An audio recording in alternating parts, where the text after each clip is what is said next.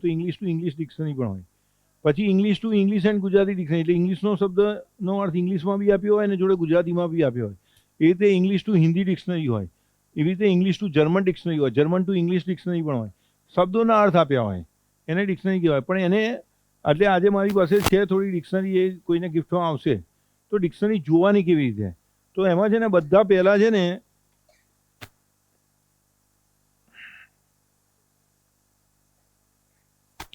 પહેલાં તમે પહેલા પેજથી ચાલુ કરો ને તો એથી શરૂ થતા હોય, એની સાથે એ, પછી એની સાથે બી, એની સાથે સી, આવા શબ્દો હોય. પછી એની સાથે એ હોય ને એની પછીનો શબ્દ બી સી એવી રીતે આવે. એટલે આવી રીતે આવે એ બી, એ બી એ બી બી, એ બી સી, આવી રીતના શબ્દો થાય. એટલે તમારે માન લો કે પછી છે ને બી થી શરૂ થતું હોય, બીનો ભાગ તો બી એ, પછી બી બી, પછી બી બી એ, પછી બી બી બી, પછી બી બી બી એ તો એ આવી ગયો. અહીંયા બી, અહીંયા બી બી બી સી, આવી રીતે. એટલે તમારે ગાર્ડન શબ્દ શોધવો હોય, ગાર્ડન,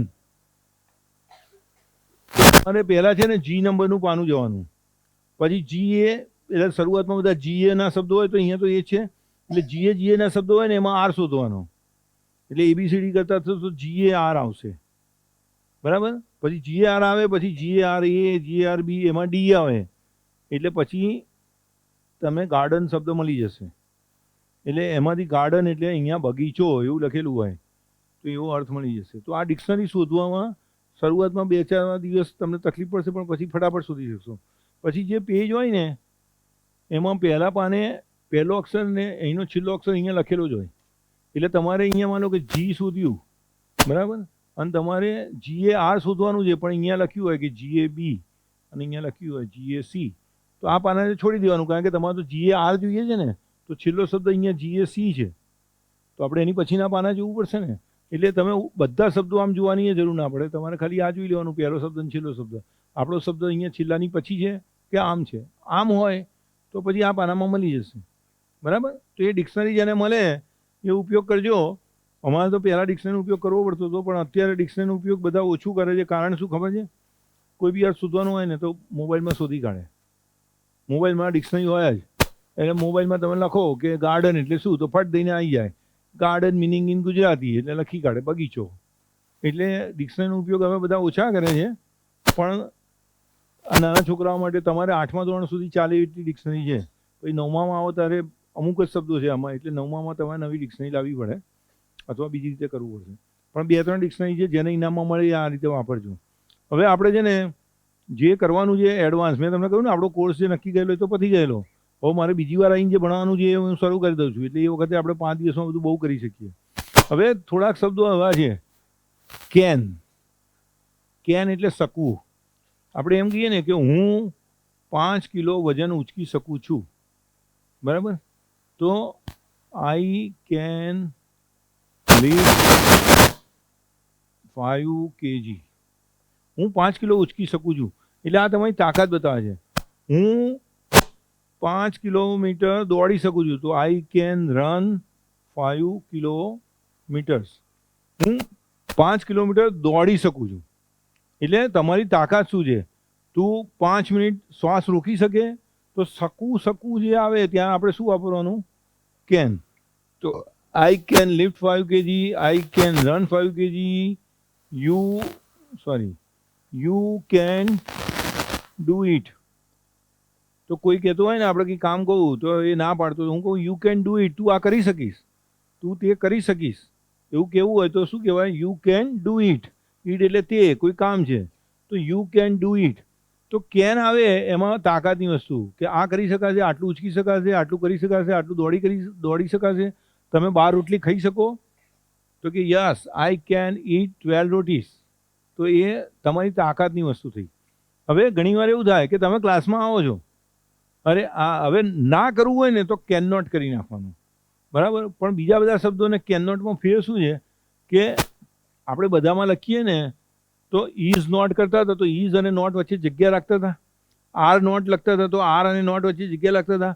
પણ કેન નોટ લખો ને તો જગ્યા નહીં રાખવાની. કેન નોટ આવી રીતે લખવું પડે. આ એક શબ્દ થોડો વિચિત્ર છે. તો I can not lift 5 kg, હું 5 કિલો વજન ઉચકી શકીશ નહીં. તો અહીંયા કેન નોટ કરવાનું, પણ કેન નોટ લખવાનું વચ્ચે જગ્યા નહીં રાખવાની, કેન નોટ આવી લખવાનું. પછી I can not run 5 kilometre, you can not do it, એવી રીતે થશે.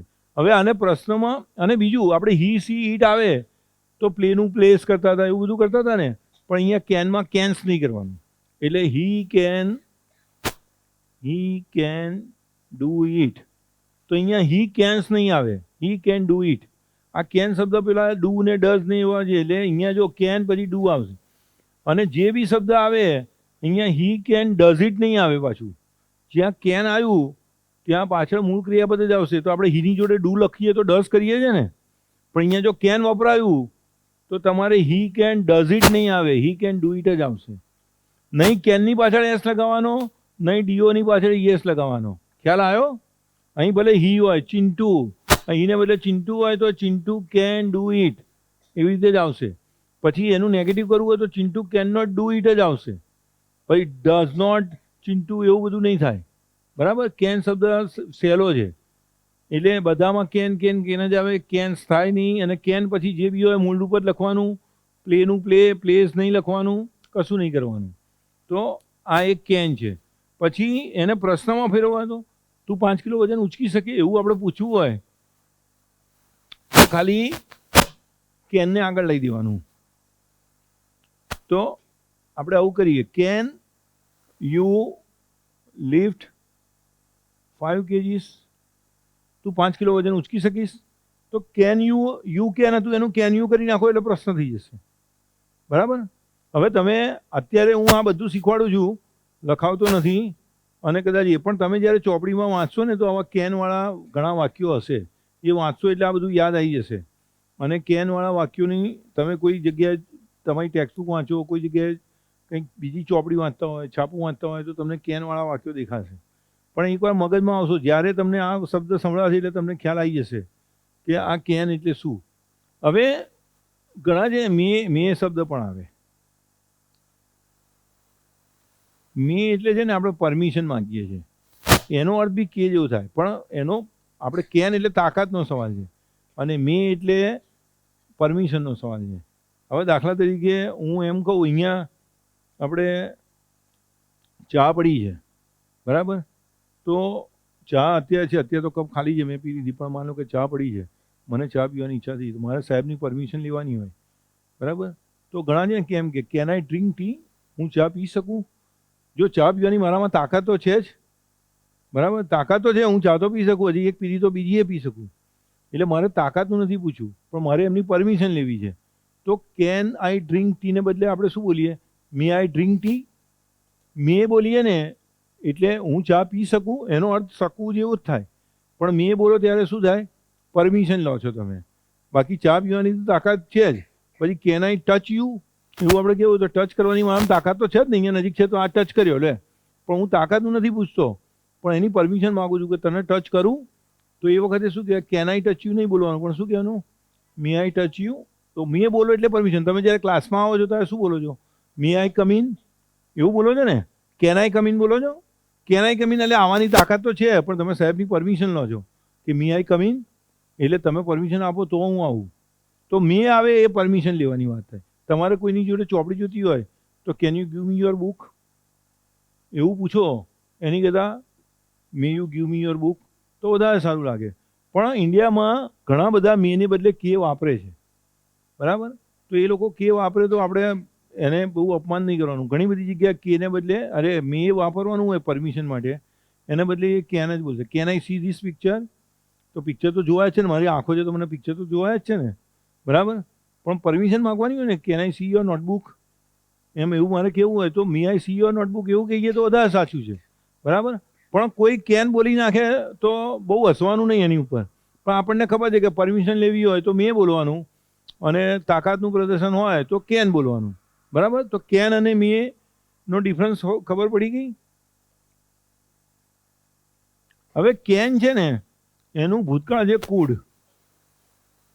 અને મેનું ભૂતકાળ છે માઇટ. આ યાદ રાખજો. તો ભૂતકાળ વાપરવાનું આવે કેન, તો શું વાપરવાનું? કુડ. અને મેનું ભૂતકાળ વાપરવાનું તો આવે તો માઇટ, આ યાદ રાખજો, એ પછી આગળ પાછું એ થશે. હવે મે છે ને બીજા અર્થમાં પણ વપરાય. આપણે એમ કહીએ ને કદાચ, કદાચ આપણે કહીએ ને, માનો કે રાજુ છે, હું તમને પૂછું રાજુ આવશે, તો પેલો કે કદાચ આવશે. આપણે એવું કહીએ ને કે રાજુ કદાચ આવશે, તો રાજુ અને આવશે તો કમ, બરાબર. તો આપણે એમ કહીએ ને રાજુ મે કમ, તો અહીંયા એનો અર્થ શું થાય? મેનો અર્થ રાજુ કદાચ આવશે, બરાબર. રેન મે કમ, તો શું થયું? કદાચ વરસાદ આવશે. આવું કરવાનું હોય ને કે કદાચ તે પાર્ટી આપશે, તો may he will give a party. પણ એ કદાચ શબ્દ વાપરવો હોય તો પણ મે વપરાય. બંને અર્થ જુદા જુદા છે, ખ્યાલ આવી ગયો? પરમિશન માટે તમે જ્યારે પ્રશ્ન પૂછો ત્યારે મે થાય છે, પણ મે તમારે કદાચના અર્થમાં પણ વપરાય છે. હી મે કમ, કદાચ તે આવશે, બરાબર. હવે આ મેને બદલે છે ને હી મે કમ, એને બદલે ઘણા છે ને હી માઇટ કમ પણ બોલે છે. બંનેનો અર્થ સરખો જ છે. હી મે કમ અને હી માઇટ કમ. વર્તમાન કાળને બદલે શું વાપરે? ભૂતકાળ વાપરે, બરાબર. હી મે કમ, હી માઇટ કમ, તો બંનેનો અર્થ અહીંયા સરખો જ થાય છે, બરાબર. હી મે કમ બોલે અથવા હી માઇટ કમ બોલે તો અમુક અમુક જગ્યાએ એવું છે. જો પછી વિલ છે, વિલ, બરાબર. વિલ, એનું ભૂતકાળ શું છે? વુડ. હવે મારે એમ કેવું હોય કે વિલ યુ ટેક ટી, તમે ચા લેશો, એવું મારે પૂછવું હોય તો ઘણા છે ને આ વિલને બદલે વુડ પણ વાપરે છે કે વુડ યુ ટેક ટી. હવે આ એક નવી વસ્તુ છે કે વર્તમાન કાળને બદલે ભૂતકાળનું રૂપ વાપર્યું, અને એમાં પાછું એવું કે વુડ વાપરવું વધારે સારું, એ વિનંતી વધારે લાગે. હું તમને એમ પૂછું ને કે વિલ યુ ટેક ટી, એના બદલે હું તમને એમ પૂછું ને કે વુડ યુ ટેક ટી, તો વુડ યુ ટેક ટી એ વધારે સારું દેખાય. એટલે તમારે બી વિલને બદલે વુડ વાપરીને પૂછવું હોય ને તો પૂછાય વિલ યુ ટેક. તમે આમ કરશો, will you give me your book, એને બદલે શું બોલવાનું? Would you give me your book, એવું પણ થશે, બરાબર. તો વિલને બદલે વુડ વપરાય છે ઘણી બધી વાર. જ્યારે વિલનું ભૂતકાળ કરવાનું આવે ત્યારે વુડ વપરાય, કેનનું ભૂતકાળ કરવાનું તો કુડ વપરાય, મેનું ભૂતકાળ કરવાનું આવે તો માઇટ વપરાય. એ બધું ડાયરેક્ટ ઇનડાયરેક્ટમાં આવશે, એ તમે જ્યારે 9મા 10મા આવશો ને ત્યારે. એટલે કેનનું ભૂતકાળ કુડ છે, મેનું ભૂતકાળ માઇટ છે, વિલનું ભૂતકાળ વુડ છે. પણ કોઈક વાર વાતચીતમાં વિલને બદલે વુડ વાપરનારા હશે, મેને બદલે માઇટ વાપરનારા હશે, અને એ પણ સાચું જ છે, એટલું યાદ રાખજો. તો હવે બીજી વસ્તુની વાત, કેન અને મે આવી ગયા. હવે આગળ સેટ કરવું, આ બધા છે ને જુદા જુદા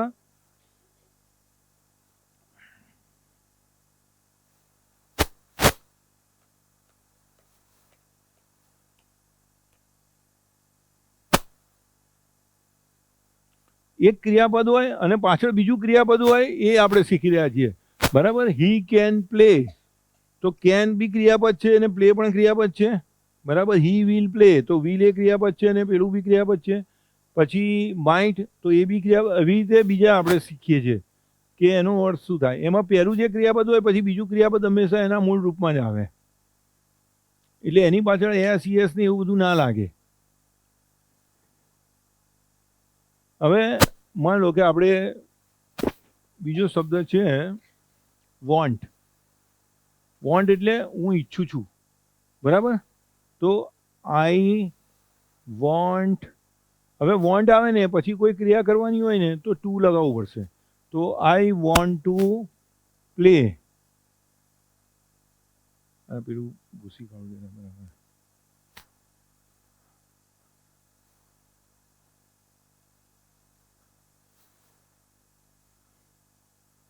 આઈ વોન્ટ ટુ, કેમ કારણ તો આ જ ખાલી થઈ ગઈ, બીજી બ્લેક હોય તો જોજો, નહીં તો હું રેડ કરું છું.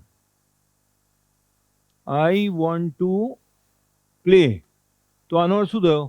હું રમવા ઈચ્છું છું અથવા હું રમવા માંગુ છું.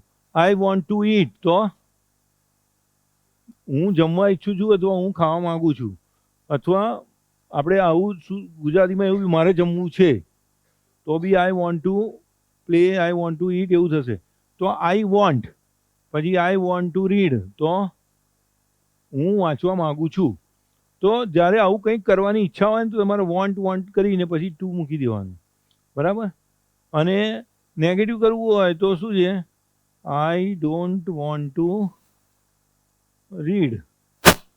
ખાલી ડોન્ટ કરી નાખવાનું એટલે નેગેટિવ થઈ જશે. બરાબર. પછી તમારે પ્રશ્ન પૂછવો હોય કે તમે વાંચવા માંગો છો, તો તમે વાંચવા માંગો છો સાદું કરવું હોય તો આપણે કહીએ યુ વોન્ટ ટુ રીડ. બરાબર. પણ પ્રશ્ન પૂછવો હોય તો આગળ ડુ મેળ દેવાનું. Do you want two read. જો આ ડુ ના મૂક્યું અને પ્રશ્ન ચિહ્ન ના હોય તો યુ વોન્ટ ટુ રીડ એટલે એનો અર્થ શું થયો, સાદું વાક્ય થયું કે તમે વાંચવા માંગો છો. પણ આગળ ડુ મૂકીને પાછળ પ્રશ્ન કર્યો તો આ પ્રશ્ન do you want two read, તમે વાંચવા માંગો છો. તો આ ડુ વધારાનું છે પણ એ લોકો મૂકે છે એટલે આપણે યાદ રાખવું પડશે. પ્રશ્ન કરીએ ત્યારે ડુ મૂકવાનો. બરાબર. પેલું કેન હતું એમાં આપણે ડુ નહોતા મૂકતા. તો આ છે ને થોડું થોડું સમજો. પછી આવશે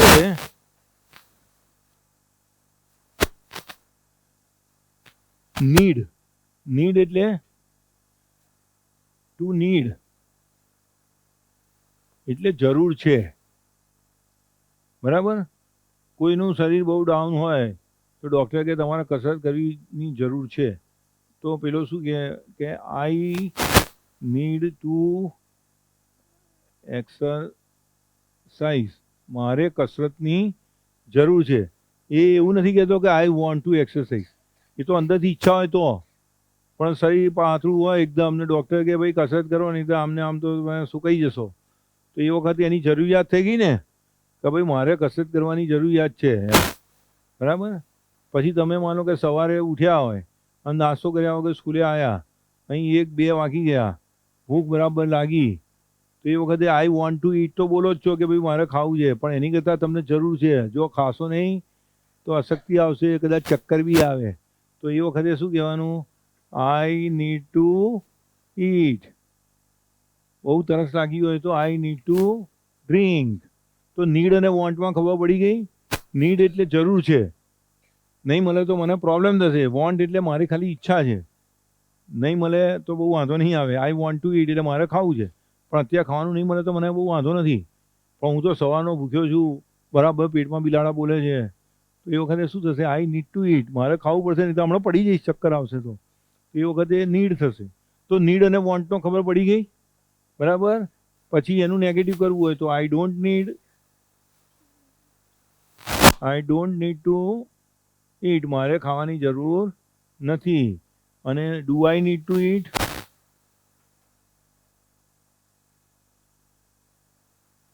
એટલે શું મારે ખાવાની જરૂર છે એવું થશે. બરાબર. હવે આપણે એમ તો ખાવાની પણ દવા ખાવાની વાત આવે તો આપણે ડૉક્ટરને પૂછીએ ને કે મારે આ દવા ખાવી પડશે, do I need to eat. તો એ વખતે એવું થાય ને કે મારે દવા ખાવી પડશે. હા, તો કે do I need to take medicine, એવું આપણે પૂછીએ ને તો એ થશે. તો વોન્ટ અને નીડનો ડિફરન્સ ખબર પડી ગઈ. કેનનો ડિફરન્સ ખબર પડી ગઈ. તમે એમ કહો કે આઈ વોન્ટ ટુ એક્સરસાઇઝ એટલે એનો અર્થ થાય કે મારે કસરત કરવી છે, હું કસરત કરવા ઈચ્છું છું. આઈ નીડ ટુ એક્સરસાઇઝ એટલે મારે કસરત કરવાની જરૂર છે. આઈ કેન ડુ એક્સરસાઇઝ એટલે હું કસરત કરી શકું છું. આઈ મે ડુ એક્સરસાઇઝ તો હું કદાચ કસરત કરીશ. બરાબર. તો બધા અર્થ ખબર પડી ગઈ, જુદા જુદા થાય. હવે બીજો શબ્દ છે હેવ ટુ. હેવ ટુ એટલે હવે હું એમ કહું કે you have to go to Mumbai, અથવા આઈ હેવ ટુ સ્ટડી. હવે હેવ ટુ એટલે તમને ફોર્સ છે કોઈ કામ કરવાનું. બરાબર. You have to go to Mumbai. તારે મુંબઈ જવું જ પડશે ભાઈ, ચાલે એવું નથી. આપણે ફોર્સ કરીએ ને કોઈને કે તારે જવું જ પડશે, ચાલે એવું નથી, તો આવે have to. You have to go એટલે તારે મુંબઈ જવું પડશે. અહીંયા આઈ હેવ ટુ સ્ટડી, મારે ભણવું જ પડશે કારણ કે કાલે પરીક્ષા છે, આજે હું ક્રિકેટ રમવા નહીં આવું. આઈ હેવ ટુ સ્ટડી એટલે મારે ભણવું જ પડશે. બરાબર. પછી ડૉક્ટર તમને કહે કે યુ હેવ ટુ એક્સરસાઇઝ, તમારે કસરત કરવી જ પડશે. તો આ ફોર્સ થયો. આ કામ કરવું જ પડશે એવું કેવું હોય, આ ક્રિયા કરવી જ પડશે, તો તમારે શું મૂકવાનું, હેવ ટુ. એ વખતે I want to do exercise જુદો અર્થ થઈ જાય, I have to do exercise જુદો અર્થ થઈ જાય. આઈ હેવ ટુ ડુ એટલે ભાઈ કમ્પલ્સન છે, આ કામ નહીં કરું તો મને સજા બી થઈ શકે અથવા મારી તબિયત બી બગડી શકે, ગમે તે થાય. આઈ હેવ ટુ. પછી તમને માન લો કે તમને એમ કે રવિવારે એક્સ્ટ્રા પીરિયડ છે અને બધાએ આવવું જ પડશે, તો all you have to come on Sunday. એટલે જે નહીં આવે એને સજા બી થઈ શકે. તો you have to come on Sunday એનો અર્થ શું છે કે તમારે રવિવારે આવવું જ પડશે. તો એવા અર્થમાં હેવ ટુ વપરાય, બરાબર. પણ હી સી અને ઈટ હોય, હી સી અને ઈટ હોય ત્યારે શું થઈ જશે? હેઝ ટુ થઈ જશે. આપણે હેવનું હેઝ કરીએ છીએ ને, તો હેવ ટુ ને અહીંયા શું કરી નાખવાનું? હેઝ ટુ કરીએ, બરાબર. અને નેગેટિવ કરવું હોય તો આઈ ડોન્ટ હેવ ટુ, અને હી સીટી હોય તો ડઝન્ટ હેવ ટુ કરવું પડશે ને. ડઝ નોટ હેવ ટુ કરવું પડશે ને. આપણે હેવનું તો આપણે કર્યા છે ને, ડુ ને ડઝ વાપરવાના. તો આઈ ડોન્ટ હેવ ટુ અને હી ડઝ નોટ, પછી હેઝ ભૂલી જવાનું, હેવ ટુ થઈ જશે, બરાબર. પછી જે બી હોય તો આઈ ડોન્ટ હેવ ટુ અને he does not have to. બાકી હકાર હોય તો શું કહેવાનું કે પેલામાં હી સી ઈટમાં હેઝ કરી નાખવાનું, હેઝ ટુ થઈ જશે. હવે પ્રશ્ન પૂછવાના હોય તો શું કહેવાય કે do I have to go, મારે જવું જ પડશે. Do I have to go. હું એમ કહું એ ચલ બહાર જતો, અનંત ચલ જતો રહે ક્લાસની બહાર. તો અનંત શું પૂછે? Do I have to go, મારે જવું જ પડશે, બરાબર. તો એવું થાય ને, do I have to go. પણ હી ને સી હોય તો શું કરવાનું? ડઝ કરી નાખવાનું. Does he have to go, તેને જવું જ પડશે, બરાબર. હું એમ અનંતને કહું કે તારે ચલ બહાર જતો રહે, એટલે અનંત પૂછે do I have to go. પણ આ સાહેબ શું કહે? Does he have to go, એને જવું જ પડશે. સાહેબ એવું પૂછે કે આનંદને જવું જ પડશે, તો શું કહે? Does he have to go, એને જવું જ પડશે, બરાબર. તો આ ખબર પડી ગઈ. ડુ ડઝ તો આપણે પહેલાં વાપરેલા છે. હવે મેઇન ચીજ આ હેવ ટુનું છે કે આ હેવ ટુ. હવે હેવ ટુ જેવો જ બીજો શબ્દ છે,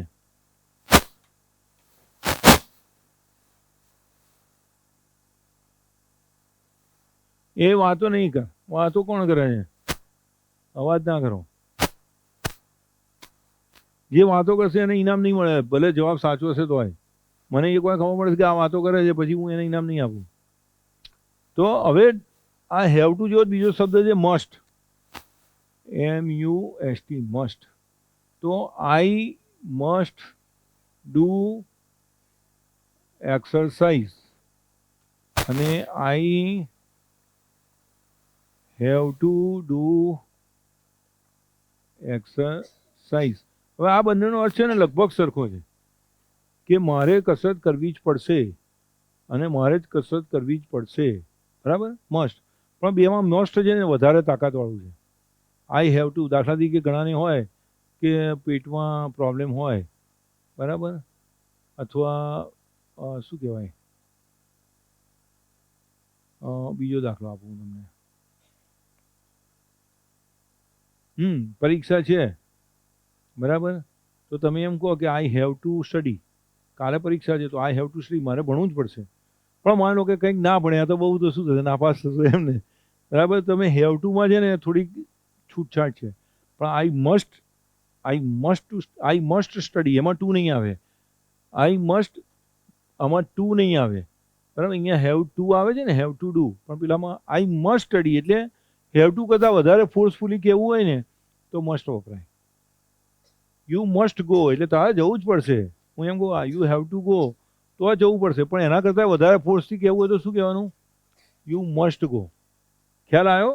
બંને શબ્દ એકબીજા માટે ચાલે એવા છે, પણ મસ્ટ બોલો એટલે તાકાત થોડી વધારે છે, ફોર્સ તમારો થોડોક વધારે છે, તો મસ્ટ. અને આનું નેગેટિવ કરવું હોય ને તો મસ્ટ નોટ કરી નાખવાનું, બસ. Must not.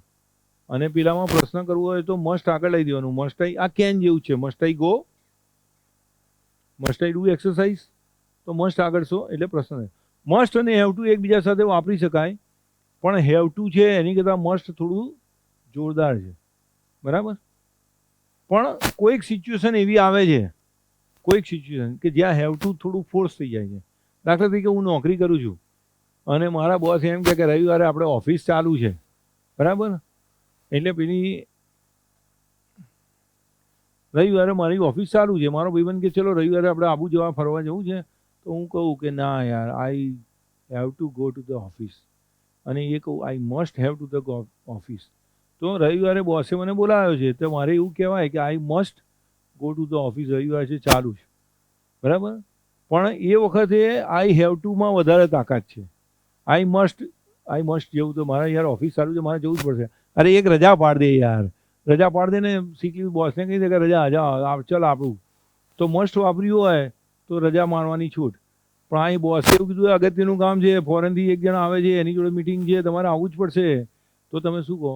ના ના આવું નહીં, આઈ હેવ ટુ ગો ટુ. તો એવી સિચ્યુએશન કોઈક વાર એવી થાય છે કે જ્યાં હેવ ટુ છે એ મસ્ટ કરતાં વધારે જોરદાર થઈ જાય છે. પણ નોર્મલ સંજોગોમાં મસ્ટ વધારે જોરદાર છે અને હેવ ટુ ઓછું જોરદાર છે. પણ કોઈક સિચ્યુએશન એવી આવી જાય કે જ્યાં હેવ ટુ એ વધારે જોરદાર થઈ જાય, એ વખતે મસ્ટ વાપરો આઈ મસ્ટ ગો ટુ તો રજા પાડી દે. પણ આઈ હેવ ટુ ગો, એટલે ફોરેનથી પેલો આવે છે, મારા ગયા વખતે ચાલે એવું જ નથી. એવી સિચ્યુએશનમાં હેવ ટુ વધારે જોરદાર થઈ ગયું, બરાબર. તો ખ્યાલ આવે છે ને કે હવામાં જાય છે, ખ્યાલ આવ્યો ને. મસ્ટ વધારે ફોર્સફુલ છે, હેવ ટુ ઓછું ફોર્સફુલ છે. પણ કોઈક સિચ્યુએશનમાં હેવ ટુ થઈ જાય, પણ એ બહુ વાંધો નહીં, બે ને એકબીજાને બદલે વાપરી નાખશો તો કંઈ બહુ ફેર નહીં પડે, બરાબર. હવે એક આવે છે સૂડ. આ સૂડ એટલે આવું કરવું જોઈએ. આ મોટે ભાગે સલાહ માટે વપરાય છે, સલાહ માટે. કોઈને સજેશન આપો ને, યુ શુડ વેક અપ અથવા get up, you should get up at 6 o'clock. તારે 6 વાગે ઉઠવું જોઈએ, એટલે આ સલાહ આપવા માટે. તારે આવું કરવું જોઈએ, તમારે નિયમિત ભણવું જોઈએ, તો યુ શુડ સ્ટડી રેગ્યુલરલી. એટલે હું તમને કહું કે તમારે યાર રેગ્યુલરલી સ્ટડી કરવો પડશે, પણ તમે ના કરો તો હું કશું ના કરી શકું. આ મેં તમને સલાહ આપી હતી, તારે આ કરવું જોઈએ. ઘણીવાર આપણે આપણી પોતાની જાતને સલાહ આપીએ કે ભાઈ આઈ શુડ ગો અર્લી, મારે ત્યાં વહેલું જવું પડશે, એવો બી આમાં અર્થ થાય. પણ આ છે ને શુડ છે એ એકદમ કમ્પલ્સન ફોર્સ નથી, એક સજેશન જેવું. આઈ શુડ ગો અર્લી, એ આ સેમિનાર છે, આ છે, મારે જવું પડશે, થોડું વહેલું જઈએ તો સારું, આઈ શુડ ગો અર્લી. પણ કંઈ એવું અગત્યનું કામ આવ્યું હોય તો ના જવું તો ચાલશે, પાછું એવું મોડો જવું તો ચાલશે. તો આ શુડ સજેશન માટે વપરાય. તમે કોઈને સજેશન કરવા માગતા હો કે ભાઈ તારે મુંબઈ જવું જોઈએ યાર, મુંબઈમાં જો આટલું મોટી એક્ઝિબિશન હોય તો તારે મુંબઈ એક્ઝિબિશન જોવા જવું પડે, તો એ વખતે તમે શું કહો? You have to go Mumbai ના કહો, યુ મસ્ટ ગો મુંબઈ ના કહો, પણ એ વખતે તેને સલાહ આપો શું કહો? You should go to Mumbai and visit the exhibition, બરાબર. તો સલાહ સૂચન માટે શું વપરાય? શુડ વપરાય. અને આ સેલનું ભૂતકાળ બી શુડ છે.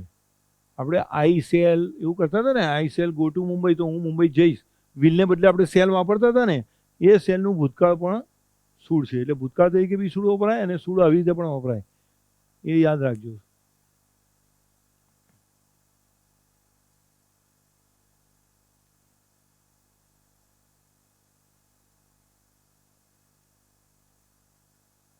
પછી એક બહુ નાનો ટોપિક છે, તમારે કદાચ છઠ્ઠામાં આવી જશે. આઈધર અને ઓર એ શબ્દ આવે છે તમારે, આઈધર ઓર નહીં આવે તો આ શીખી લો. આઈધર અને ઓર. આઈધર ઓર એટલે આ અથવા, એનો અર્થ શું થાય? આપણે એમ કહીએ કે પેલા સાહેબ કે મુંબઈ કોણ જશે, એટલે હું એમ કહું કે અનંત જશે અથવા જીલ જશે. તો અનંત અથવા જીલ મુંબઈ જશે, એવું મારે કહેવું હોય તો હું એવું કહું કે either Anant or Jill will go to Mumbai. પણ જ્યારે આઈધર વાપર્યું છે, આઈધર ઓર, એટલે જો, એટલે આપણે ગુજરાતીમાં કહીએ ને, કાં તો અનંત જશે કાં જીલ જશે. આપણે એવું બોલીએ છીએ ને, કાં તો અનંત જશે કાં તો જીલ જશે. તો એ કાં તો માટે શું વપરાય? પહેલા આઈધર અને ઓર. પણ આમાં બંને નહીં જાય. જ્યારે મેં આવું વાપર્યું કે either Anant or Jeel will go to Mumbai, એટલે બેમાંથી એક જ જશે, બંને નહીં જાય. આ ખ્યાલ આવ્યો? આ કામ થશે એટલે either I will play or I will study. કાં તો હું રમીશ કાં તો હું ભણીશ, પણ રમીશ ને ભણીશ બે નથી કરવાના અહીંયા. એટલે કાં તો હું રમીશ કાં તો હું ભણીશ. તો either I will play or I will study. એટલે આઈધર પછી ડેશ કેમ કર્યું હતું કે આઈધર પછી વાક્ય આવશે અને ઓર પછી પણ આમ વાક્ય આવશે. એટલે આને કહેવાય આઈધર ઓર. આ તમારે જ્યારે ભણવામાં આવશે ને તમને તરત યાદ આવી જશે. એટલે આપણે કાં તો આ કાં તો એ એવું આપણે કહીએ ને, પહેલાં આ અનંત અથવા જીલ, હું રમીશ અથવા ભણીશ. તો એવું અથવા અથવામાં બોલવું હોય તો. હવે આપણે નેગેટિવ બોલવું હોય કે અનંત બી નહીં જાય અને જીલ બી નહીં જાય, એવું કેવું હોય તો નહીં અનંત નહીં જીલ, એવું નેગેટિવ કરવું હોય તો શું? તો એના માટે સરસ શબ્દ છે પાછો.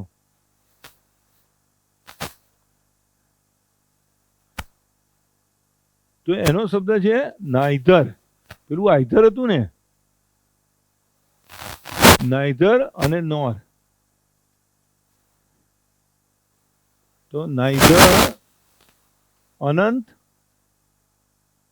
nor Jill will go to Mumbai.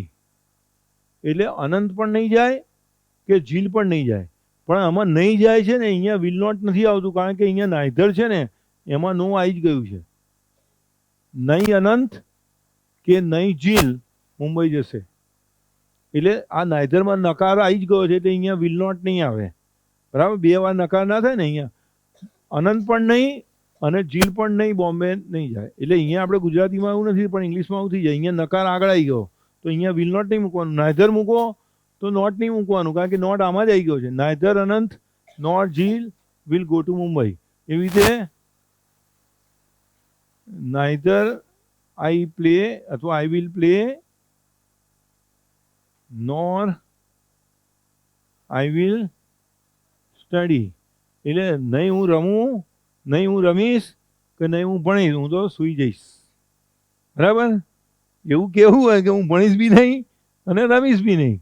તો neither I will play nor I will study. તો કે શું કરીશ? તો કે હું તો સૂઈ જઈશ. તો એવા વાક્યો નાઈધર નોર આઈધર ઓર ખબર પડી ગઈ. બરાબર, આઈધર ઓર એટલે પોઝિટિવ માટે, નાઈધર નોર એટલે નેગેટિવ માટે.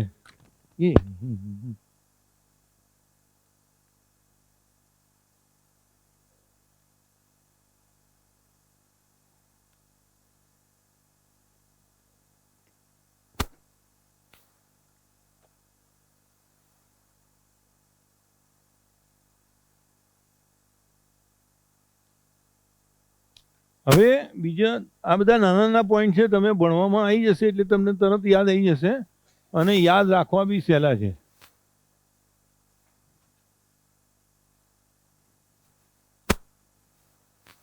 હવે બોથ શબ્દ સાંભળે છે? બોથ, બોથ એટલે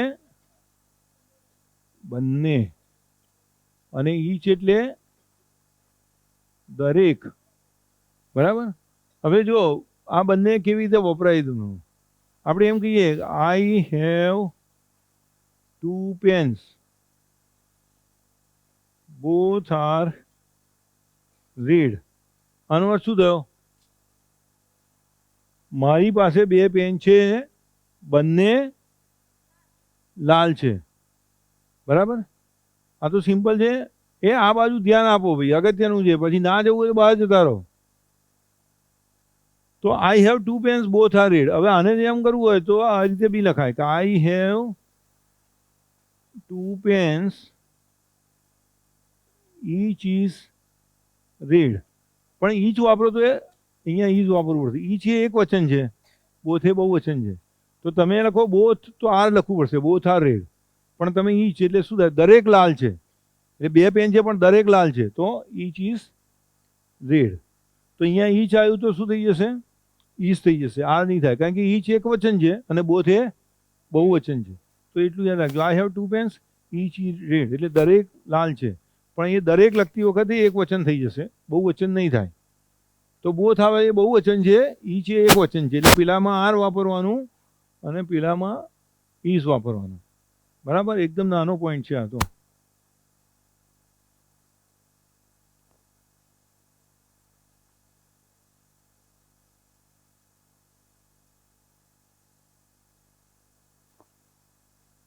હવે ઈચ અધર અને વન અનધર.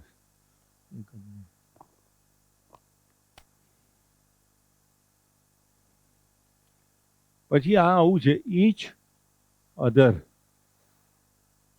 એક મિનિટ,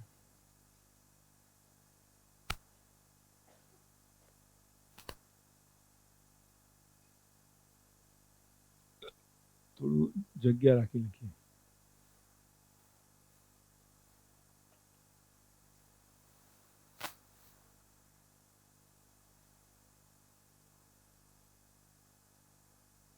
હવે તને પાછળ મોકલી દઉં. હા ત્યાંથી આગળથી. હા શું વાત ચાલે છે? હવે તને ઇનામ નહીં મળે, તમને બંને નહીં મળે. તમે સાચો જવાબ આપશો તો આજે ઇનામ વગરના રહેશો. હવે જેટલા બી વાતો કરતા પકડાશે ને એને ઇનામ નહીં મળે. જો હવે ત્યાં બંધ કર્યું ઇનામ તમારું. અવાજ શેનો કરો છો? આ શીખવા જેવું છે ને એમાં તમને લખવાનું નથી કરતું, શાંતિથી સાંભળવાનું છે. અને આ બધા પોઈન્ટ બહુ નાના નાના છે પણ આગળ ઈચ અધર અને વન અનધર. આપણે એમ કહીએ ને એકબીજાને. બરાબર? તારું નામ શું? જીયા. રિયા. રિયા અને પરી. બરાબર? તો રિયા અને પરી એકબીજાને મદદ કરે છે એવું કહી શકાય. પછી આ બધી છોકરીઓ એકબીજાને મદદ કરે છે એવું બી કહી શકાય. પણ એ બેમાં અહીંયા ઇંગ્લિશમાં થોડો ફેર છે. બંને એ જ છે, ઈચ અધર અને વન અનધર. પણ જો બે જ છોકરીઓ હોય, બરાબર, બે જ છોકરીઓ હોય અને એકબીજાને મદદ કરતી હોય તો ઈચ અધર કહેવાય. એટલે આપણે એમ કહેવાય કે રિયા એન્ડ પરી હેલ્પ ઈચ અધર. એટલે રિયા અને પરી એકબીજાને હેલ્પ કરે છે.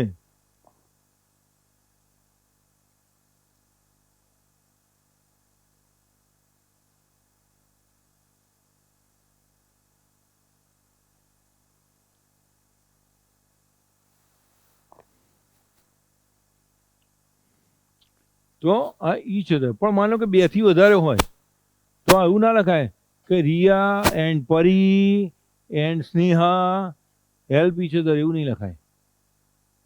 બરાબર? તો એ વખતે આપણે આવી રીતે કહેવાય કે ઓલ ધ સ્ટુડન્ટ, અથવા 3 નામ લખી નાખવાના, અથવા ઓલ 3 સ્ટુડન્ટ્સ. જે આગળનું વાક્ય બદલાવું એ બદલાય. પણ હેલ્પ વન અનધર એટલે બધા સ્ટુડન્ટો એકબીજાને મદદ કરે છે. અહીંયા પણ એકબીજાને થાય છે. પણ ઈચ અધર લખો તો બે જ વ્યક્તિ માટેની વાત છે. ઈચ અધર બે જ વ્યક્તિ હોય તો લખવાનું. બે થી વધારે વ્યક્તિ હોય તો શું કરવાનું? વન અનધર કરવાનું. All the students help one another. પરીક્ષામાં, બરાબર, પરીક્ષામાં એકબીજાને મદદ કરો છો તો પરીક્ષામાં એકબીજાને મદદ કરતા હોય તો શું કહેવાય કે all the students help one another in exams. બરાબર? અને બે જણા એકબીજાને મદદ કરતા હોય, આ બે જ એકબીજાને મદદ કરતા હોય તો હેલ્પ ઈચ અધર થશે. બરાબર? તો આ ઈચ અધર અને વન અનધરનો ખ્યાલ આવી ગયો.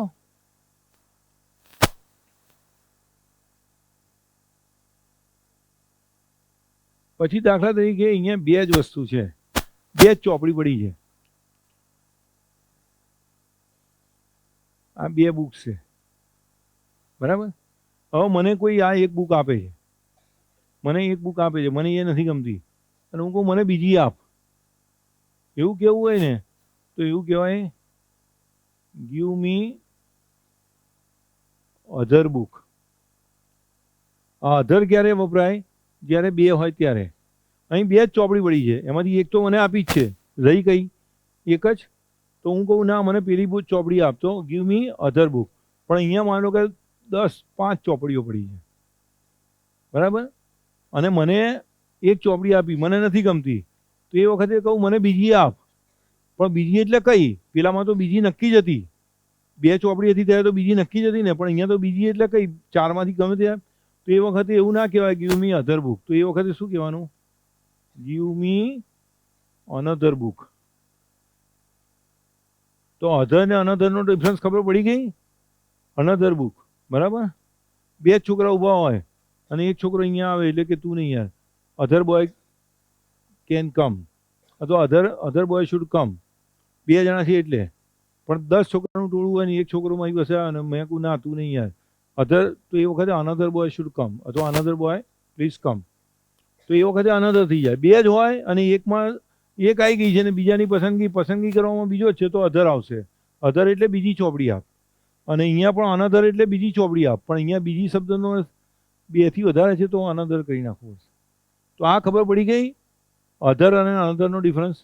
બે હોય એમાંથી એક આવીને પછી બીજાની વાત હોય તો બરાબર.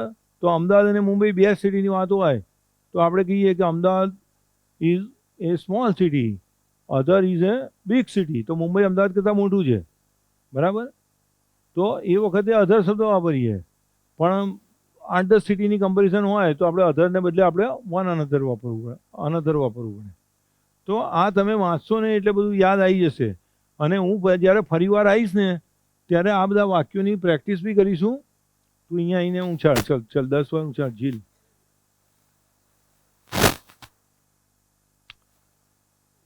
આ રેકોર્ડિંગ આ પતે ત્યાં સુધી બંધ કરી દો. ઊંચા આમ બરાબર ઊંચું છે, એટલું બધું ઊંચું નહીં, એટલું બધું ઊંચું બી નહીં, કાણું ના પડતો ઉપર.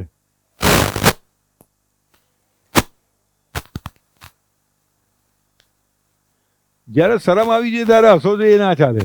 શરમ ગુનો કર્યો હોય તો શરમ આવી જઈએ એને બધા હસો છો તમે.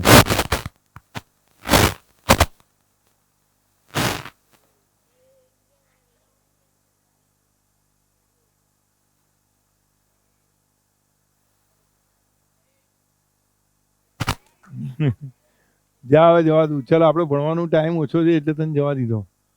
સાંજે તું મારા રૂમ પર આવજે, પછી તું જ્યાં સુધી નહીં કરે ત્યાં સુધી જવા નહીં દઉં બરાબર. તો વન અધર ને વન અધરનો ડિફરન્સ આવી ગયો.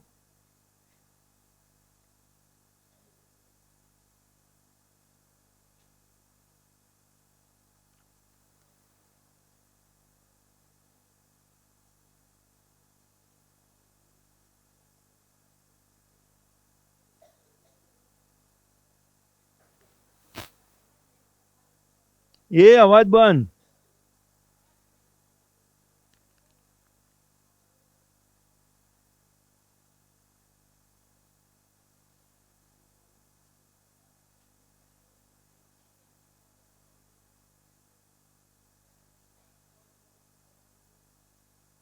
જો આપણે પેલો સૂડ શબ્દ આવ્યો ને, સૂડ, તમારે આમ કરવું જોઈએ. વી શુડ રિસ્પેક્ટ ધ એલ્ડર્સ. જે મોટા માણસ હોય એને માન આપવું જોઈએ. તો શુડને બદલે છે ને એક આવો શબ્દ હોય છે ઓટ ટુ. આ શબ્દ મેં બી બહુ ઓછો વાંચ્યો છે, મેં ભાગ્યે જ વાપર્યો છે, ઓછો છે. પણ આ ધ્યાન રાખવાનું, આ ઓટ ટુ અને શુડ બંને સરખા છે. એટલે હું એમ કહું વી શુડ રિસ્પેક્ટ ધ એલ્ડર્સ, તો વી ought to respect the elders, બંનેનો અર્થ એક જ છે. પણ આ ઓટ ટુ એ શબ્દ આવે તો યાદ રાખજો એ શુડ જેવો જ છે બરાબર. We should respect the elders, we ought to respect the elders. આ શબ્દ બહુ ઓછું વંચાય છે, પણ આ તમારા ધ્યાનમાં કોઈક વાર આવે તો અજાણ્યું ના લાગવું જોઈએ, આ શુડ જ છે. હવે આપણે છે ને વાક્યોનું લિસ્ટ બનાવીએ છીએ, કેટલા પ્રકારના વાક્યો થઈ શકે બરાબર. પણ લખતા નહીં તમે, હું લખવાનું કહું તો લખજો, નહીં તો ના. સમજો અત્યારે આ પીરિયડ છે ને સમજવા માટે છે બરાબર. પેલું બધું તમે ભણી લીધું, આવતી વખતે ફરીથી નવેસરથી બધું તમને કાગળ બી મળશે, નવેસરથી બધું જે સમજાવવાનું છે હું સમજાવીશ. જાન્યુઆરીમાં લગભગ હું આવીશ ત્યારે એ તમને છે ને લગભગ 10મા ધોરણ સુધીનું ગ્રામર શીખવાડી દઈશ. 10મા ધોરણ સુધી તમારે જો બધું આવડતું હોય તો 10મા ધોરણ સુધી તમને વાંધો નહીં આવે. અને ગ્રામરમાં 25માંથી તમારે 24 માર્ક ઓછામાં ઓછા આવશે. કોણ વાતો કરે છે હવે? જો હું ભૂલી, હા, જુદા જુદા વાક્યો કેવા પ્રકારના હોઈ શકે એ આપણે કરીએ બરાબર. કેટલા પ્રકારના વાક્યો થાય? એક જ વાક્ય કરીએ કે આપણે શું કરીએ, આઈ ડ્રિંક કોફી, એક જ વાક્ય લઈએ છીએ બરાબર. તો એના કેટલા પ્રકારના વાક્યો થાય? અથવા આઈ નહીં, આપણે આઈ તો બહુ બોલીએ છીએ, આપણે યુ કરીએ, યુ ડ્રિંક ટી બરાબર. તો હવે કેટલા પ્રકારના વાક્યો છે એ તમે સમજજો. કે કેટલી રીતે લખાય. જો પહેલું તો આપણે કર્યું યુ ડ્રિંક, આપણે કોફી કરવું છે, કોફી કરીએ ચલો, યુ ડ્રિંક કોફી. હવે આને આપણે ભૂતકાળમાં ફેરવી શકાય, બરાબર? તો આપણે ભૂતકાળ કરીએ તો શું થાય? You drank coffee. પછી આપણે ભવિષ્યમાં કરવું હોય તો you will drink, will be નહીં, યુ વિલ ડ્રિંક કોફી. હવે આપણે કન્ટિન્યુઅસ ટેન્સ કરીએ તો ચોથું થશે યુ આર ડ્રિંકિંગ કોફી. પછી કન્ટિન્યુઅસ પાસ્ટ ટેન્સ કરીએ તો યુ વેર ડ્રિંકિંગ કોફી. પછી છઠ્ઠું કરીએ ફ્યુચર કન્ટિન્યુઅસ તો you will be, will be, અહીંયા વિલ બી છે ને અહીંયા એટલું વિલ છે તો you will be drinking coffee. તો આટલું તો બધાને ખબર છે. આ 6, હજી પેલા 3 રહ્યા ને, હવે આ 6 ભૂસીને હું પેલા 3 લખું છું, બરાબર? આ 6 તો બધાને આવડે છે. એટલે આપણે કરીશું 7મું વાક્ય.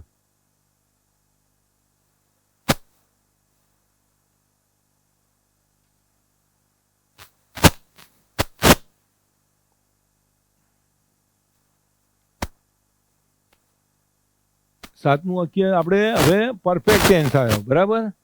તો યુ હેવ ડ્રંક કોફી.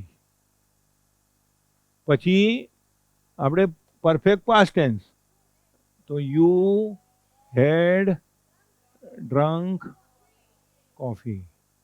સરસ. 9મું શું થશે? You will have, yes, you will have drunk coffee. will be ના આવે, you will have આવે. will be તો પેલા ડ્રિંકિંગમાં આવે, કન્ટિન્યુઅસમાં આવે. તો આ 9 તો તમને આવડે જ છે. હવે જે આજે શીખવાડ્યા એ કરીએ આપણે. તો 9માં પછી શું થશે? 10મું. એ તું રમત બંધ કરો, પેનોની કોણ ઉછાળ બધા કરે છે? You can drink coffee. તો ભૂતકાળમાં કરીએ તો યુ કુડ, યુ કુડ, આપણે કેનોટ વાળું નથી કરવું, બધા પોઝિટિવ જ કરે. તો યુ કુડ ડ્રિંક કોફી. આવું થાય ને? પછી 12મું યુ મે ડ્રિંક કોફી. અને પછી 13મું યુ માઇટ ડ્રિંક કોફી. હવે આટલામાં કંઈ સમજણ ના પડી હોય એવું છે કોઈ? બધાને ખબર પડી ગઈ ને? જો 9 વાક્યો તો આપણે 9 કાળના કર્યા. પછી કેન વાપર્યું તો યુ કેન ડ્રિંક કોફી. કેનને બદલે આપણે કુડ વાપરીને યુ કુડ ડ્રિંક કોફી. પછી કેનને બદલે મે વાપરીને યુ મે ડ્રિંક કોફી. અને મેને બદલે માઇટ વાપરીને યુ માઇટ ડ્રિંક કોફી. બરાબર? કેટલા થયા? 13 થયા ને? હવે હું આ ભૂસીને 14મું લખ્યું. તો કેટલા પ્રકારના વાક્યો થાય તમે વિચારો. એક જ વાક્ય તમે ઘેર જઈને કરજો આ રીતે. આ યુ ડ્રિંક કોફી મેં કર્યું છે ને, એવી રીતે ગમે તે રીતે બીજું એક વાક્ય તમારા મનમાં જે આવે એ લખી અને આટલા બધા વાક્યો બનાવજો. જો બધા વાક્યો બનાવતા આવડે તો એનો અર્થ એ થયો કે તમને ગ્રામર બહુ સરસ આવડે છે. આટલા બધા વાક્યો તમે લખી શકો અને પછી તમારા પપ્પાને બતાવવાનું કે જો પપ્પા આ હું શીખ્યો. તો પપ્પા તમારા ખુશ થઈ અને તમને ગિફ્ટ આપશે, બરાબર? પછી કેટલું થયું? કેટલા બધા? 13 પત્યા હતા ને? 14 આવ્યું ને? 14. આપણે મે અને શું કર્યું? મે અને કેન અને મે કર્યું. હવે આપણે કહીએ you have to drink coffee, બરાબર? હવે હું માનો કે તમારા ઘેર મહેમાન બન્યો અને તમે કોફી બનાવી, હું કહું ના ના મારે નથી પીવી. તમે શું કહો? No you have to drink coffee. એવું થાય ને? તમારે કોફી પીવી જ પડશે, એમને હું જવા દઈશ નહીં. તો એ વખતે થાય ને you have to drink coffee, બરાબર? પછી 15મું થાય યુ મસ્ટ ડ્રિંક કોફી. તમારે પીવી જ પડશે, ચાલશે જ નહીં. પછી 16મું યુ શુડ ડ્રિંક તમારે કોફી પીવી જોઈએ. આ ચા શું તો 4 કપ ચા પીવો છો, 2 કપ ચા ને 2 કપ કોફી પીવો એવી કોઈને સલાહ આપો તો એવું કહેવાય ને કે યુ શુડ ડ્રિંક કોફી. બરાબર. પછી 17મું મેં આપણે કીધું એ ought to, you ought to drink coffee. કેટલામાં થયું? 17મું. બરાબર. હવે 18મું, યુ વોન્ટ ટુ ડ્રિંક, તમારે કોફી પીવાની ઈચ્છા છે. પછી 19મું, યુ નીડ ટુ, તમારે કોફી પીવાની જરૂર છે ભાઈ, બગાસા ખાઓ છો, ઊંઘો છો, કોફી પી લો, એવું કેવું હોય તો કહેવાય ને. હું એમ નથી કહેતો, આ તો વાક્ય છે. તો you need two drink coffee. બરાબર. કેટલા થયા? 19. હજી કંઈ યાદ આવે છે? 20મું કોઈ વાક્ય યાદ આવે છે? 19 વાક્યો થાય. જુઓ હજી જે હવે આના નેગેટિવ કરવા હોય તો થાય, અને પ્રશ્ન ફેરવવા હોય તો થાય. બરાબર. તો ઘેર જઈને આવું બધું કરશો. આ 19 વાક્યો લખજો, એના નેગેટિવ લખજો અને એના પ્રશ્નાર્થ લખજો. ગમે તે એક વાક્ય કરજો. અને છે ને હી સી ઇટને બદલે આઈ અથવા યુ ના કરજો. બરાબર. અથવા વી ના કરજો તો સહેલું પડે. આઈને બદલે વી અથવા યુ કરજો. હજી એકાદ જો યાદ આવે તો કહી દઉં તમને. નીડ આવી ગયું. બરાબર. નીડ આવી ગયું. નીડ આવી ગયું. વોન્ટ આવી ગયું.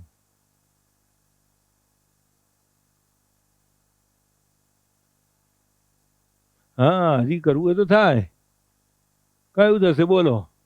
કોઈને યાદ આવે છે? સૂટ બી આવી ગયું. હવે એક આ 20મું એ લખી જ ના, એટલે યાદ કરી જ નાખજો.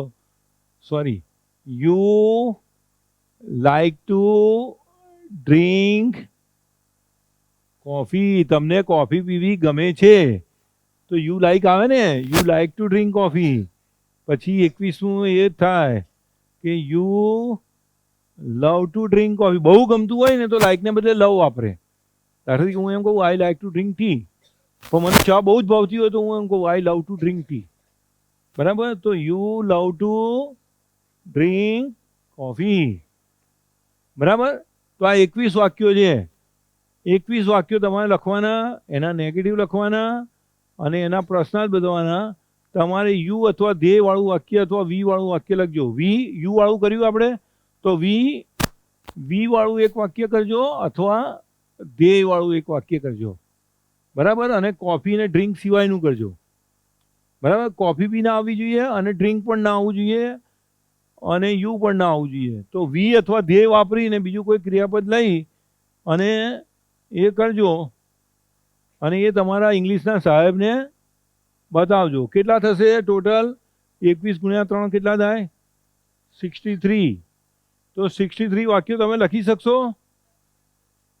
અને લખો એટલે તમારું ગ્રામર બહુ સરસ થઈ ગયું કહેવાશે. જો 63 વાક્યો તમે ઘેર લખી શકો તો તમને જે આ ચોપડી આપી છે એમાંથી કંઈક જોઈને લખવું હોય તોય લખજો. બરાબર. કંઈક શોધવું પડે તો શોધીને લખજો. પણ 63 વાક્યો જો તમે લખી નાખશો તો તમારું ગ્રામર બહુ સરસ થઈ ગયું. હવે એક જ મિનિટ. તો મજા આવી મારા પીરિયડમાં ભણવાની? મજા આવી છે તમને?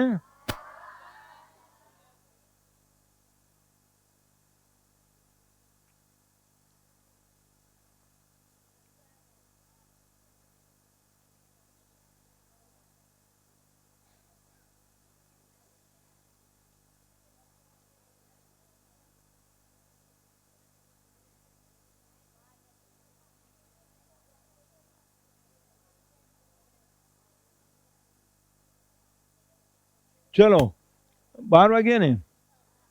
હવે સાહેબ આપણે છે ને લગભગ બધું હવે જે કહું ને એ રેકોર્ડિંગ નહીં કરો તો ચાલશે. એટલે થોડું ઇંગ્લિશનું જ કરાવું છું. થોડા જોક્સ વચ્ચે બધું કોમ્બિનેશન કરીએ અને પછી ફોટો પાડી લે. કારણ કે પછી ઓવરડોઝ થઈ જશે. આ ઓલરેડી છઠ્ઠાવાળા માટે તો થોડુંક વધારે જ છે. એટલે રેકોર્ડિંગ આપણે બંધ કરી દઈએ. હવે